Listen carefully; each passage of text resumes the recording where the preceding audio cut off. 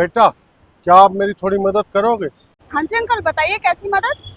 मैं दुनिया में किसी को भी फोन मिलाता हूँ ना तो फोन मिल जाता है, लेकिन मैं अपने बेटे को मिलाता हूँ ना तो फोन नहीं मिलता। एक बार आप देख लोगे इसको क्या हुआ है? हाँ जी अंकल, लाइए देख लेती हूँ क्या हुआ। बेटा, पिछले 8 महीने से मैं अपने बेटे से बात करने की कोशिश कर रहा हूँ और बहुत परेशान हो गया हूँ। फोन मिलता ही नहीं। बेटा, वो विदेश रहता है ना, तो एक बार तुम चेक कर लो बेटा अच्छी तरह कि मेरी बात हो जाए उससे।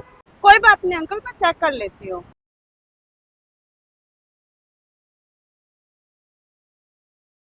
बेटा, लगता है मेरा फोन ही खराब है, इसलिए तो फोन नहीं लग रहा उसका। आप टेंशन मत लीजिए, मैं अपने फोन से मिला के देखती हूँ।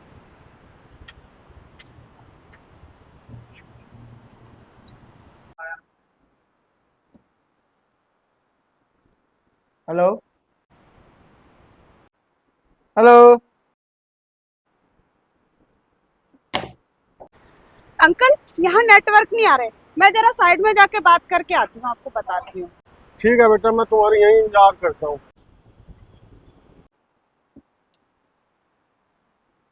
हेलो हेलो, अनिकेत बोल रहे हो?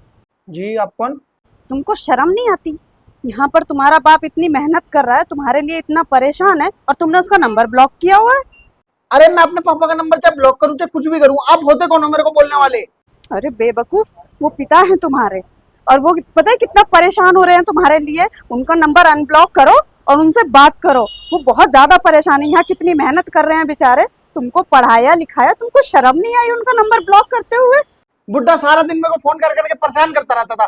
बेटा, खाना खा लिया नहीं खा लिया, कैसा है तू, तो उठा के मार दिया ब्लॉक, और जाओ नहीं करता अनब्लॉक।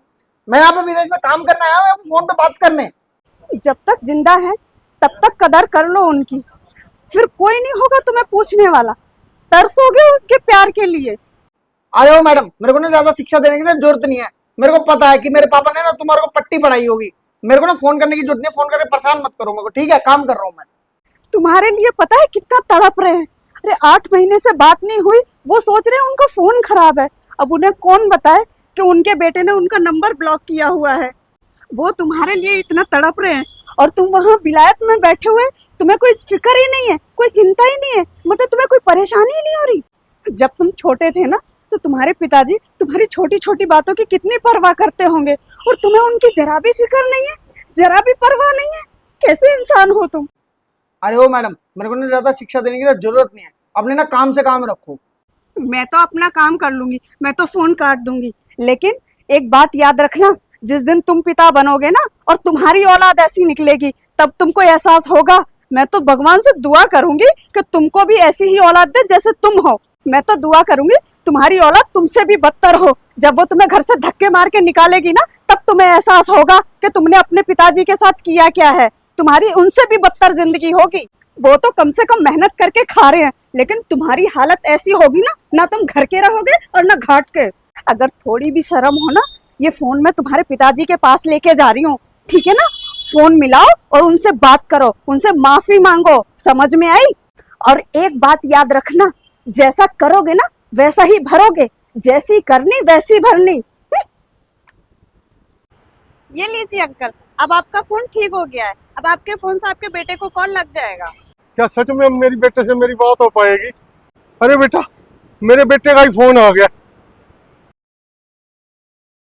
हेलो अनिकेत। हेलो पापा। हाँ बेटा, तू ठीक है ना? मैं बहुत अच्छा हूँ पापा, आप बताओ आप कैसे हो? हाँ बेटा, मैं ठीक हूँ बिल्कुल। पापा, वो मैं काम में थोड़ा बिजी था तो आपसे बात नहीं कर पाया, मेरे को माफ कर दो। मेरे को आपकी बहुत याद आ रही है, मैं आपसे मिलने आ रहा हूँ। बेटा, तू मेरे से मिलने आ रहा है? आजा बेटा, मैं तो तेरे लिए बहुत उदास हूँ बेटा। हाँ ठीक है पापा, मैं आपसे मिलने आ रहा हूँ, मैं आ रहा हूँ पापा। बेटा, तुम्हारा बहुत बहुत शुक्रिया बेटा कि तुमने मेरा फोन ठीक कर दिया, और मेरे लड़के से मेरी बात भी होगी बेटा। उसकी तबीयत भी ठीक है।